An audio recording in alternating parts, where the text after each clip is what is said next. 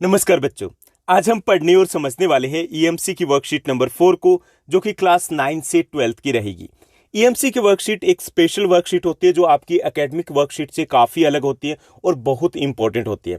EMC की worksheet से हम कुछ ऐसे लेसन सीखते हैं जो हमारी प्रैक्टिकल लाइफ में काम आने वाले हैं, और इन्हीं ईएमसी की वर्कशीट से जो कुछ भी सीखेंगे वो हमें आगे, बहुत आगे, सबसे आगे लेके जाएगा। वो चीज़ें जिनको हम सोशल स्किल्स बोलते हैं, वो चीज़ें, वो बातें, वो सब कुछ जो हमारी बुक्स में नहीं दिया होता, वो सब कुछ हम इन ईएमसी की वर्कशीट से सीखने वाले हैं। जो हमारी लास्ट वर्कशीट थी उसका थीम था बड़ा सोचना, यानी ड्रीम बिगर, सपने देखना। सपने देखना किसी भी चीज़ की शुरुआत होती है। जब हम सपने देखते हैं उसी के बाद उसके ऊपर हम काम करते हैं, आगे बढ़ पाते हैं। अगर हम सपने ही नहीं देखेंगे तो शुरुआत ही नहीं हो पाएगी। किसी ने तो सोचा होगा कि इंसान उड़ सकता है, तभी एरोप्लेन बना था। किसी ने तो सोचा होगा कि हम दूर बैठ के बात कर सकते हैं, तभी मोबाइल बना है। किसी ने तो सोचा होगा कि एक साथ बैठ करके ऐसे स्टडी हो सकती है, तभी स्कूल बना होगा। क्योंकि अगर हम सोचेंगे नहीं तो हम करेंगे कैसे। अगर आप कुछ भी करना चाहते हो लाइफ में तो उसकी शुरुआत होगी सोचने से, सपने देखने से। सपना जितना बड़ा होगा उतना ही बड़ा हम कुछ कर पाएंगे। दूसरी चीज, जो कुछ भी आप सोच सकते हो, जो कुछ भी, वो सब कुछ आप कर भी सकते हो। जो कुछ भी, जैसे आपने देखा होगा कि काफ़ी सारे स्टूडेंट्स, हम प्रैक्टिकल लाइफ की बात करें, आपकी क्लास में काफ़ी सारे स्टूडेंट्स होंगे, आपके आसपास काफ़ी सारे स्टूडेंट्स होंगे जो देर रात तक पढ़ते हैं, सुबह 4 बजे उठ के पढ़ते हैं। आपने भी कोशिश की होगी, उठा ही नहीं जाता। एक दिन उठे, 2 दिन उठे, उसके बाद आपसे टाइम टेबल फॉलो नहीं हो पाता। क्यों नहीं हो पाता? क्योंकि आपका कोई टारगेट नहीं होगा, आपका कोई लक्ष्य नहीं होगा। जिसके पास टारगेट होता है वो 10 से 12 घंटे पढ़ता है। कभी फील ही नहीं होता कि इतने घंटे लगातार कैसे पढ़ लिए। एक स्टूडेंट रहे मेरे, शाहीन, उनसे पूछा गया कि वो जैसे फुल नाइट स्टडी करते थे आमतौर पे, कि जब भी एग्जाम होते थे फुल नाइट स्टडी करते थे। तो मैंने पूछा कि आपको नींद नहीं आती? तो उसने बताया था कि जब भी मुझे नींद आती है मैं अब्बू का चेहरा याद कर लेती हूँ, उसके बाद मुझे नींद नहीं आती, बिल्कुल भी नहीं आती। क्यों? क्योंकि उसका सपना था कि जो उसके अब्बू चाहते हैं वो मैं बन के दिखाऊं। यानी सपना है वो हमारी थकावट को दूर कर देता है, हमारे पास सुपर पावर आ जाती है, हम कुछ भी कर सकते हैं। तो अगर आपके पास सपना होगा तो आप कुछ भी कर पाओगे, लेकिन उसके लिए सबसे पहले जरूरी है कि वो सपना होना चाहिए। ये पहली सीढ़ी है, उसके बाद हम आगे बढ़ेंगे। ओके, तो आज का हमारा जो थीम है बड़ा सोचना, ड्रीम बिगर, ये उसका दूसरा पार्ट रहेगा। इसको थोड़ा और समझेंगे कि बड़ा सोचना क्यों जरूरी है और कैसे हम अपनी सफलता को पा सकते हैं। वॉल्ट डिज्नी का यहाँ पे कथन दिया गया कि अगर आप सपना देख सकते हैं तो उसे पूरा भी कर सकते हैं। कुछ भी इस दुनिया में, कुछ भी जो आप सोच सकते हैं वो पूरा भी हो सकता है, लेकिन आपको सोचना पड़ेगा, आपको सपने देखना पड़ेगा। है ना मजेदार बात कि आप कुछ भी सोचोगे वो पूरा होगा। लास्ट वर्कशीट में भी हमने डिस्कस किया था, लॉ ऑफ अट्रैक्शन की बात की थी कि कुछ भी सोचिए वो पूरा होगा, लेकिन पॉजिटिव सोचिए। अगर नहीं सोचेंगे तो क्या पूरा होगा? आप रेस्टोरेंट में जाते हो, रेस्टोरेंट में जाने के बाद आपको कैसे ऑर्डर देते हो? ऐसे ऑर्डर दोगे कि मुझे गोलगप्पे नहीं चाहिए, मुझे टिक्की नहीं चाहिए, ओके, मुझे छोले भटूरे नहीं चाहिए, मुझे गुलाब जामुन नहीं चाहिए। ऐसे ऑर्डर नहीं देते ना, जो चाहिए उसका ऑर्डर देते हो, तभी तो वो लेके आते हैं। ऐसा ही होता है। तो प्रैक्टिकल लाइफ में भी ऐसा ही है। पहले हमें सोचना होगा हमें चाहिए क्या, तभी तो वो पूरा होगा, तभी हमारा ऑर्डर है वो पूरा हो पाएगा, हमारा माइंड उस डायरेक्शन में वर्क कर पाएगा। तो इसलिए जो कुछ भी हम सोच सकते हैं वो पूरा हो सकता है, लेकिन पहले उसे सोचना पड़ेगा कि हमें चाहिए क्या, प्रैक्टिकली हमें करना क्या है, आज क्या करना है, अभी क्या करना है, कल क्या करना है, लाइफ में क्या करना है, वो आप सोचिए पहले। सपना पूरा करने के लिए जरूरी है सपने देखना, और सपनों के बारे में एक खास बात समझना जरूरी है। उसके लिए एक किस्सा दिया गया, उसको हम पढ़ते हैं। एक कहानी दी गई है, छोटी सी कहानी है। यहाँ पे माई मशीन एक अमेरिका की संस्था है। उन्होंने एक छोटे बच्चे से, कुछ छोटे बच्चों से सवाल पूछे। ओके, माई मशीन एक अमेरिकी संस्था है और उसने छोटे बच्चों से सवाल पूछे कि आपकी ड्रीम मशीन क्या है, कि उसी के अकॉर्डिंग हम मशीन बनाएंगे। तो एक 6 साल के बच्चे ने कहा कि क्या आप मेरे लिए ऐसी मशीन बना सकते हैं जो मेरे बिस्तर के नीचे से भूतों को भगा दे। इसी आधार पर माई मशीन ने एक स्पोकर नामक एक रोबोट बनाया जो बच्चों को उनके बिस्तरों को के नीचे रहने वाले भूतों का ब्यौरा देता है और उन्हें भगाने का काम करता है, जिससे कि वह आराम से बिना डर के सो पाए। अब यहाँ देखिए, एक छोटे से बच्चा है और उसे शायद ये वहम था, डर लगता था कि उसके बिस्तर के नीचे भूत होते हैं और वो सो नहीं पाता था। अब छोटा सा बच्चा है, 6 साल का बच्चा, कितना बड़ा होता है, बिल्कुल छोटा सा होता है। उससे जब पूछा गया कि क्या सपना है उसका, ये सपना ही था उसका, क्या सपना है उसका, उसने कहा कि मेरा सपना है कि कुछ ऐसी मशीन हो जो बिस्तर के नीचे से भूत भगा दे। ओके, अभी देखिए उसका सपना पूरा कैसे होगा, सपने को सोचना, सोचने के बाद खुल के उसके बारे में बात करना। आपका सपना खुल के बात कीजिए, मुझे आईएएस बनना है, मुझे टीचर बनना है, मुझे आईपीएस बनना है, खुल के बात कीजिए और खुल के उसके बारे में लोगों से डिस्कस कीजिए, प्लानिंग कीजिए। तो यहाँ पर एक छोटे से बच्चे ने कहा कि मेरे बिस्तर के नीचे भूत होते हैं, उसको भगा दीजिए, ऐसी मशीन बना सकते हो तो बनाइए। तो माई मशीन ने स्पोकर नाम का एक रोबोट बनाया जो कि लोगों के बच्चों को एक कॉन्फिडेंस देता है कि उसके बिस्तर के नीचे कोई भूत नहीं है, ताकि वो आराम से सो पाए।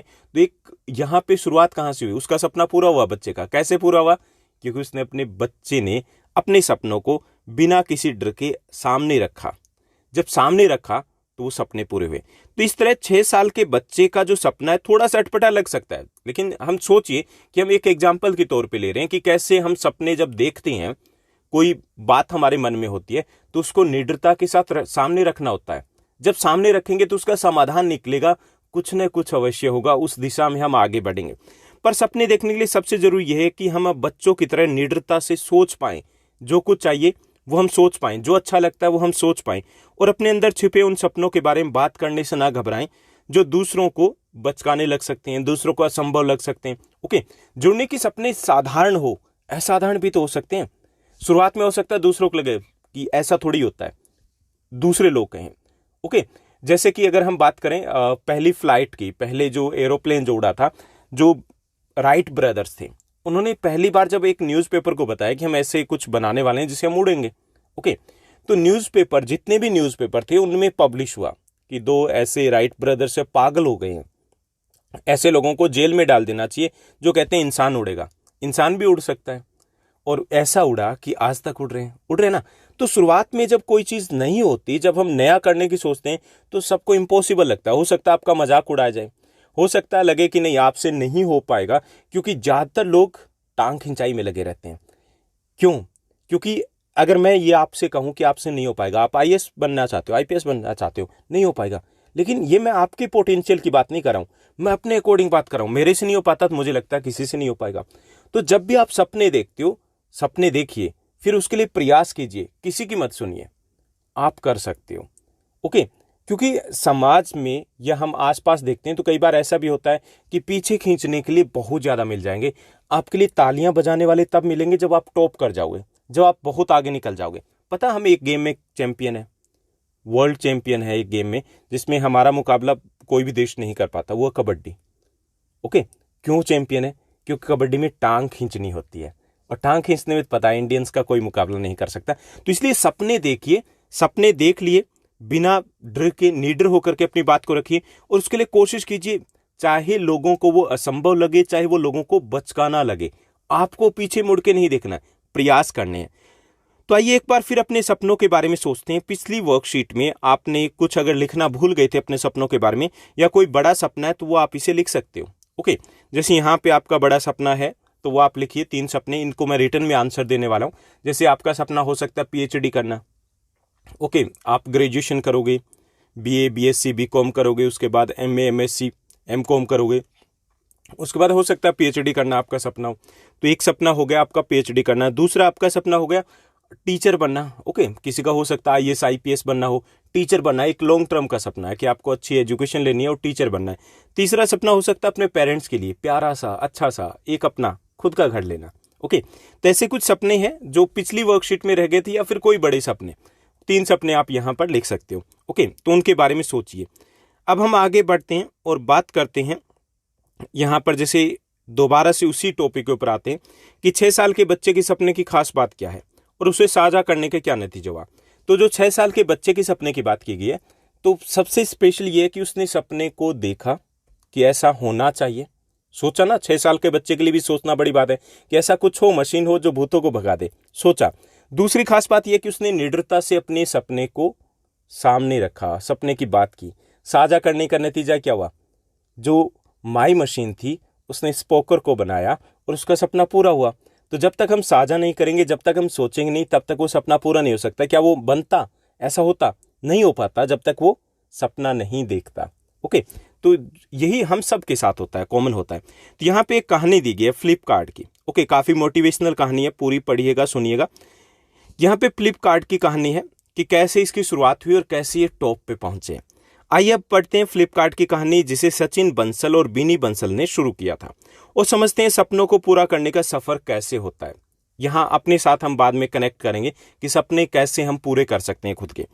तो आज आप घर पर बैठे कुछ भी मंगाएं, न मार्केट जाने में समय लगता है, न भीड़ की फिक्र है। सिर्फ खरीदे नहीं बल्कि आप बेच भी सकते हैं, घर बैठे हुए सब कुछ कर सकते हैं। कोई भी किताब आप मंगवा सकते हैं, बच्चों के खिलौने मंगवा सकते हैं, नए डिजाइन की घड़ी है, दादी की साड़ी है, कुछ भी आप मंगवा सकते हो। आप ऑर्डर किए भी होंगे, पिछले लास्ट 2 ईयर्स की बात करें तो आपने घर बैठे कुछ चीज़ें ऑर्डर भी की होगी। ओके, ये जो ई कॉमर्स कंपनी है उन्होंने शॉपिंग को आसान कर दिया। इधर बटन दबाओ, उधर सामान हाजिर हो जाता है। कहीं नहीं जाना, ना झंझट के मार्केट में यहाँ जाना है वो सामान मिलेगा। आप सब कुछ उसके फीचर्स चेक कीजिए, कंपेयर कीजिए, ऑर्डर दीजिए और सामान आपके घर आ जाता है। ऐसी एक कंपनी सचिन बंसल और बीनी बंसल ने बनाई थी। ओके, ये दोनों कंप्यूटर इंजीनियर थे। कंप्यूटर इंजीनियरिंग करके दोनों विश्व की सबसे बड़ी इंटरनेट पर सामान बेचने वाली कंपनी में काम करने लग गए। ओके, काम कर रहे थे। इस कंपनी में काम करना सम्मान की बात थी। कौन सी? अमेजन की बात हो रही है, उसमें काम कर रहे थे और तनख्वाह भी, इनकी सैलरी भी अच्छी थी। पर वे मन ही मन अपना स्वयं का अपना काम, अपने देश के लिए काम करने का सोच रहे थे। एक सपना था उनका। ओके, सपना था खुद के लिए करेंगे, सपना था देश के लिए कुछ करेंगे, और बड़ा सपना था। ऐसा नहीं कि कुछ कर लेते हैं, चलो एक चाय की दुकान कर लेते, ऐसा नहीं, बड़ा सपना था उनका। ओके, और इसी सपने को उड़ान देने के लिए दोनों ने अपनी नौकरी छोड़ दी। अब ये देखिए, पहली चीज सपना देखा ना, सपना कि हमें कुछ करना है और क्या करना है वो फिक्स किया इन्होंने कि हमें ऐसा करना है। उसके लिए फिर प्रयास करने पड़ेंगे ना, सपने देखने से सपने पूरे नहीं हुए, हमें प्रयास करने पड़ेंगे। उन्होंने अपनी नौकरी छोड़ दी और दोनों के लिए एक बड़ा कदम था कि इतनी बड़ी जॉब को छोड़ना, एक रिस्क लेना। रिस्क तो होगा, रिस्क लेना, लेकिन रिस्क लेंगे तो हम थोड़ा आगे बढ़ेंगे। तो उन्होंने रिस्क लिया और 2007 में अपनी सारी जमा पूंजी, इतना पैसा था, वो लगाकर भारत के बेंगलोर शहर में 2 कमरों के ऑफिस से इन्होंने इंटरनेट पर किताबें बेचनी शुरू कर दी। ओके, कब? 2007 में। दोनों खुद ही स्कूटर पर किताबें देने जाते थे, क्योंकि शुरुआत उन्होंने बेंगलोर से की थी, तो वहीं पे सिर्फ ये सप्लाई कर पाते थे। साथ ही अपनी कंपनी फ्लिपकार्ट के विज्ञापन से संबंधित कार्य भी करते थे, यानी फ्लिपकार्ट है उसकी एडवर्टाइजमेंट भी करते थे, ताकि ज़्यादा से ज़्यादा लोगों तक वो कंपनी पहुंच पाए। धीरे धीरे उनकी मेहनत रंग लाने लगती है। इन्होंने किताबों के अलावा और भी सामान बेचना शुरू कर दिया। उन्हें अब लग रहा था कि भारत में इंटरनेट के द्वारा और भी सामान बेचा जा सकता है।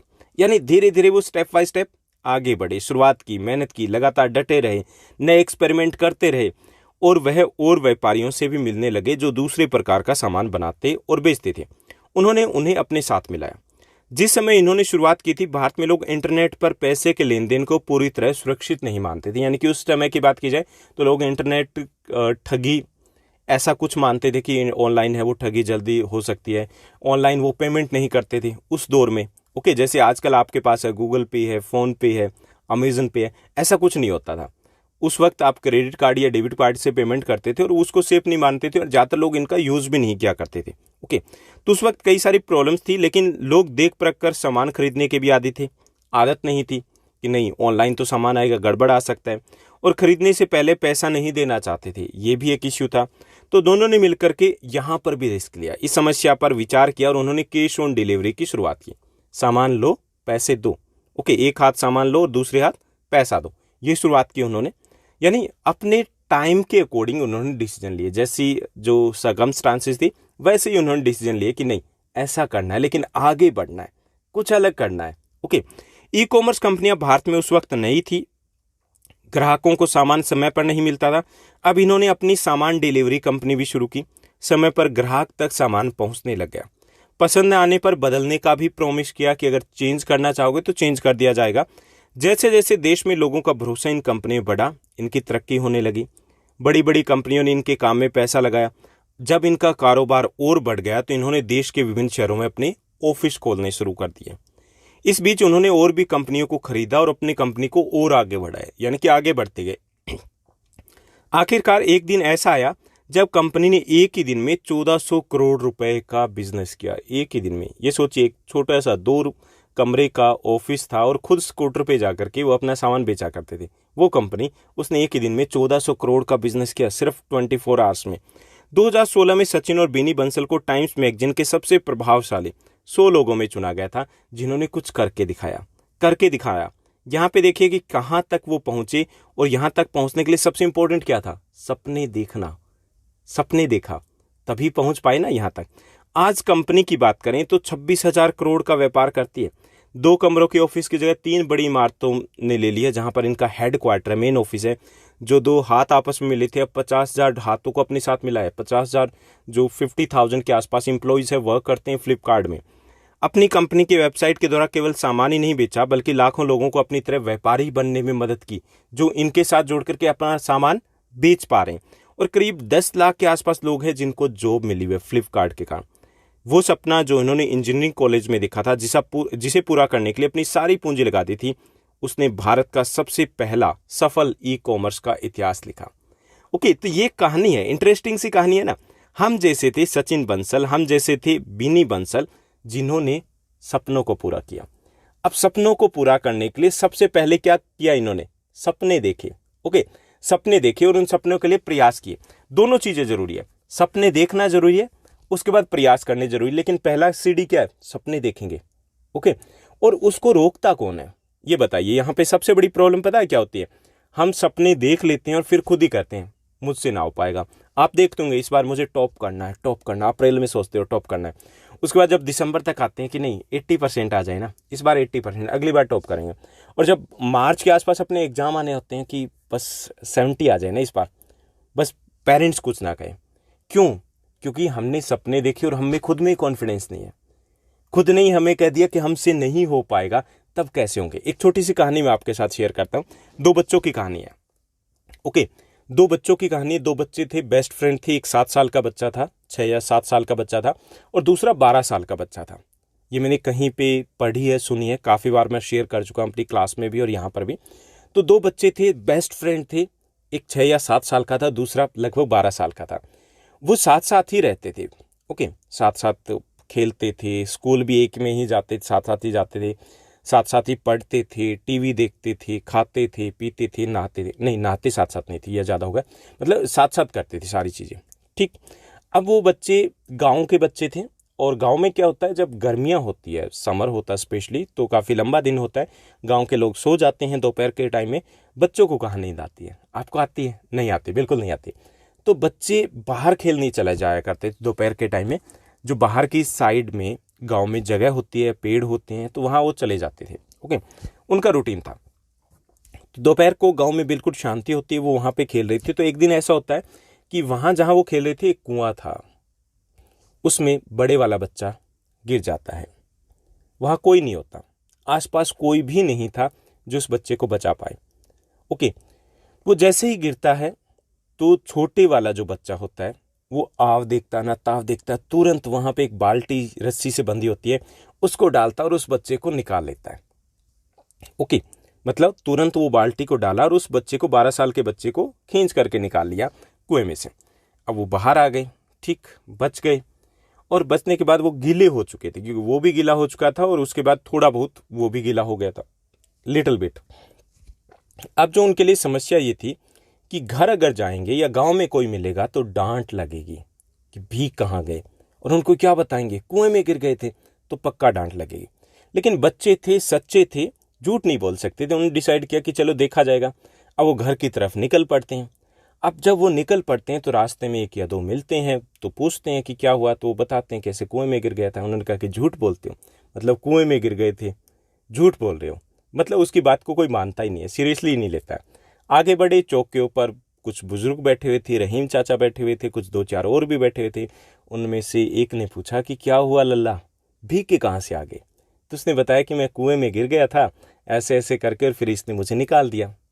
अब जो रहीम चाचा थे, सबसे सीनियर थे, बुजुर्ग थे, उसने कहा कोई बात नहीं बेटा, ध्यान रखा करो। अब आसपास के लोग थे, उन्होंने कहा कि क्या रहीम चाचा, ये बच्चे झूठ बोल रहे हैं, आप इनकी बातों में आ गए, ऐसे कैसे हो सकता है? रहीम चाचा ने कहा, नहीं ये बोल रहा ना, बोल रहा है तो सच्ची बोल रहा होगा, ऐसा हुआ होगा। अब बताइए, एक 12 साल का बच्चा है, एक 7 साल का बच्चा है, वो 12 साल के बच्चे को कैसे निकाल सकता है? कैसे निकाल सकता है जिसे एक बाल्टी नहीं निकल सकती कुएं से? पता है क्यों निकाल पाया वो?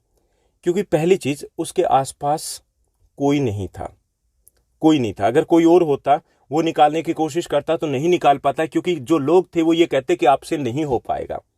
आपसे नहीं हो पाएगा। आपको बहुत सारे लोग मिलते हैं जो ये कहते हैं कि आपसे नहीं हो पाएगा, उसको भी यही कहते हैं और वो नहीं कर पाता।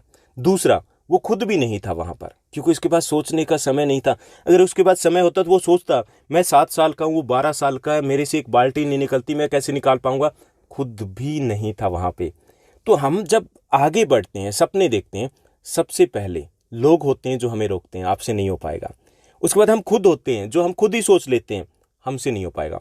तो जब आगे बढ़ना हो, सपने देखना हो, तो पहली चीज दूसरों की मत सुनिए, और दूसरी चीज खुद की भी। जब सपने देख लिया तो खुद की मत सुनिए, बस कि करना है तो करना है, ठान लेना है। बहुत बार बोलता हूं मैं, मान लो तो हार है, ठान लो तो जीत है।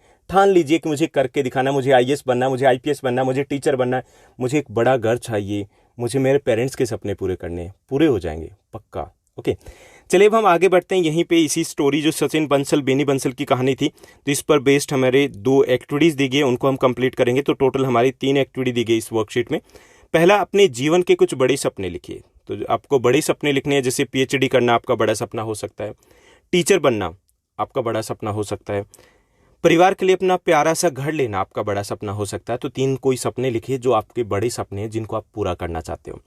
उसके बाद दूसरा जो हमारा प्रश्न दिया गया, इस 6 साल के बच्चे के सपने की खास बात क्या है और इसे साझा करने का क्या नतीजा निकला।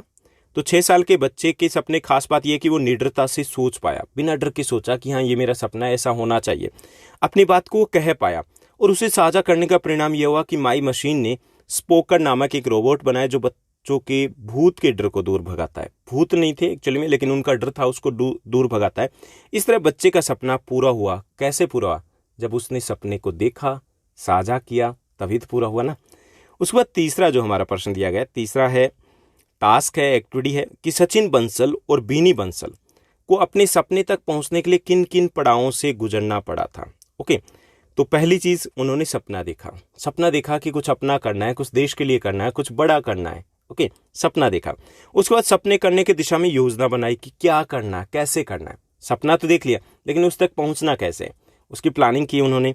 सकारात्मक सोच, पॉजिटिव सोच रखी कि हम कर सकते हैं, वो सोचना जरूरी है। सकारात्मक सोच रखी। लगातार लक्ष्य की दिशा में उन्होंने प्रयास किए, आगे बढ़े, एक एक कदम आगे बढ़ते रहे और परिस्थिति अनुसार निर्णय भी लिए। जैसे कि लोग थे कैश ऑन डिलीवरी चाहते थे, उसके अकॉर्डिंग निर्णय लिए। कि वो सामान को चाहते थे कि वापसी भी हो पाई, उसके अकॉर्डिंग निर्णय लिए। तो उसी के अकॉर्डिंग अपने आप को ढालते गए और लक्ष्य उनको प्राप्त हो गया। ओके, तो ये था कि कैसे किन किन पड़ावों से वो गुजरे। उसके बाद फोर्थ एक और एक्टिविटी दी गई कि अपना भी कोई सपना चुनिए। ठीक, आपको अपना कोई सपना चुनना है और सोचिए कि उसे साकार करने के लिए आपको क्या क्या करना पड़ेगा, कौन सी क्षमताएं विकसित होगी, किन पड़ावों से गुजरना होगा, किन चुनौतियों का सामना करना होगा आदि। ओके, ये सब कुछ हमें बताना है। तो पहले अपना सपना चुनिए। तो मेरा सपना, मान लीजिए कि आपका सपना है टीचर बनना। ठीक, इसके लिए क्या पड़ाव होंगे? पहले सपना देखना होगा, यानी कि लक्ष्य निर्धारित करना होगा कि मुझे टीचर बनना है, मतलब बनना है। ओके, उसके बाद गुणवत्ता युक्त शिक्षा पूरी करना। शिक्षा का मतलब ये नहीं कि आपने 10th कर ली, 12th कर ली, 2 चीजें होती है, शिक्षा पूरी करना और गुणवत्ता युक्त। आपको भी पता है 8th क्लास पास कर ली, 9th 10th में पहुंच गए। कुछ बच्चों के पास क्वालिटी एजुकेशन होती है, कुछ उन्होंने सीखा होता है, कुछ के पास सिर्फ क्लास होती है कि 10th में पहुंच गए। तो गुणवत्ता युक्त शिक्षा पूरी करनी होगी सपने के लिए, कि आपको वो चीजें, आपके चाहे 20 में से मार्क्स आ रहे हो 13, लेकिन 13 का आपके पास नॉलेज होना चाहिए। ओके, अगर 20 में से 10 आ रहे हैं, दैट्स ओके, फिर भी आपके सपने पूरे हो सकते हैं। लेकिन 10 जो मार्क्स आए उतना आपको नॉलेज होना चाहिए, नहीं कि 20 में से 20 आपने क्रैम किया, आपको पता कुछ भी नहीं है। क्लियर? तो गुणवत्ता युक्त शिक्षा पूरी करनी होगी। सकारात्मक सोच कि आप कर सकते हो और उसी वे से आपको देखना होगा हमेशा कि आप कर सकते हो, कंपेयर नहीं करना किसी से।